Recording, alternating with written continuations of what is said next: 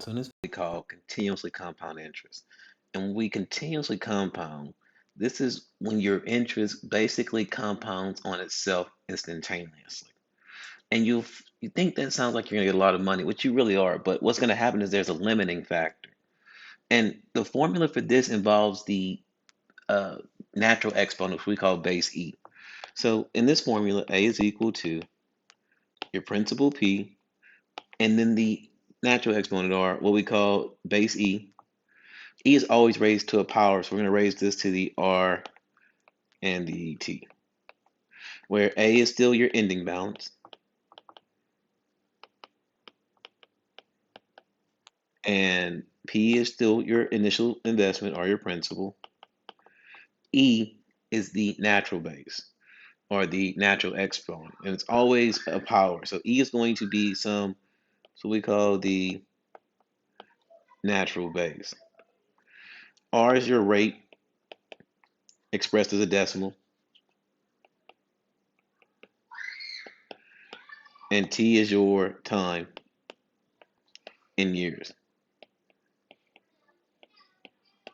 So again, this E, natural base, the E, that's a power in your calculator. We use that in your calculator. So you need to find your E. And normally it's located with your LN button, your natural log button. And so if you find those buttons together, you should have no problem doing this formula. So the first one says, what amount will an account have after 2 years if $5,000 is invested at an annual rate of 8% compounded daily? So first thing it says, let's compound this money daily. And we're compounding daily, we're going to use the formula A is equal to P times 1 plus R over N raised to the NT using the compound formula. So they tell me I'm doing it for 2 years, so that's my T. I'm investing 5,000, that's my P. I have an annual rate of 8%, so my R is equal to 0.08, and I'm compounding it daily, so N is equal to 365. So we plug that into our formula to find our amount A. So A is equal to 5,000 times 1 plus my R, which is 0.08, divided by my N, which is 365. I'm going to raise that to the N, which is 365, times my T, which is 2. So again, when I work this, I'm going to work the inside of this part first. In particular, I'm going to do this part of the fraction first. I'm going to do 1 plus 0.08 divided by 365. And I'm going to raise all of that to the 365 times 2. So I'm going to raise that to the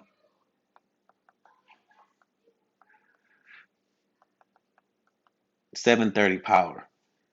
So this is just really equal to the 7/30th power.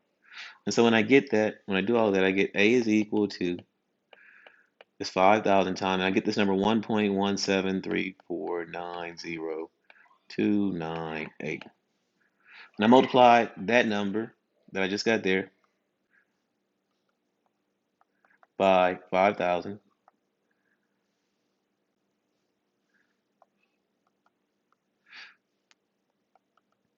And I get a value of $5,867.45. So if you look at the amount of interest that you've accumulated after the 2 year period, your I to subtract the ending amount from the initial. So we're going to accumulate $8,667.45 of interest. Now, let's do the exact same thing, except let's do it continuously, where we continuously compound on top of it, we instantaneously compound here. So this formula we're going to use is A is equal to P E R T. And when I do this one, I'm doing it for 2 years, so that's my T. My principal P is 5,000. That annual rate is still 0.08, but I'm going to compound continuously. That means I'm going to use the E.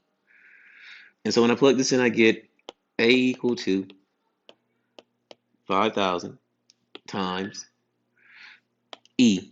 Well, E is just a number in the calculator. And E's approximation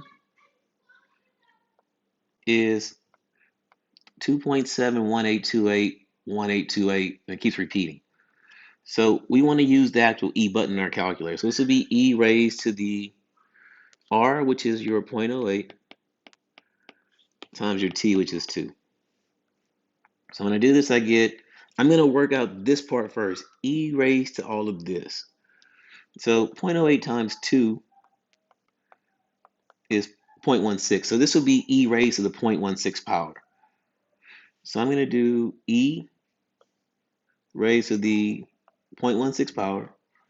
And I get this number here. A is equal to 5,000 times 1.173510871. And I'm going to multiply that times my 5,000. And I get this amount here. A is equal to $5,867.55. So in interest alone there, I've accumulated $867.55. So I've accumulated 10 more cents by compounding instantaneously using that E, that continuous compound. How much should new parents invest? So we're trying to find your principal here. We're going to try to find principal. So we're going to look for your P because you want to know how much you have to invest. At 8%, so here is your R, 0.08. If you want to have an ending balance, there's A of 80,000 to where there's college education in 17 years. So 17 years is going to be my T. And you're compounding it continuously. So that means anytime you see the word continuously, I use the A equals PRT formula. So A is equal to my principal E to the R T. And so my ending amount here, I want to have 80,000 in the bank. That's equal to my P, which is my, I don't know, I'm trying to find that. And I'm going to do that to the E, R is 0.08. And I know T is 17 because I have 17 years to look after. So the first one I'm going to do is I'm going to calculate this part right here. And again, this is just some number.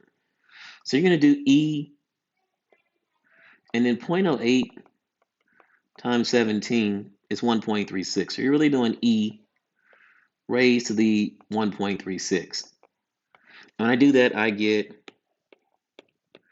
80,000 is equal to P times 3.8961933302.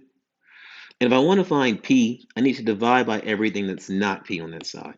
So I'm going to divide by 3.8961933302. I'm going to do the same thing over here. 3.8961933302. So when I divide 80,000 by that, I get, in order to have the proper amount after 17 years, I have to invest $20,532.86.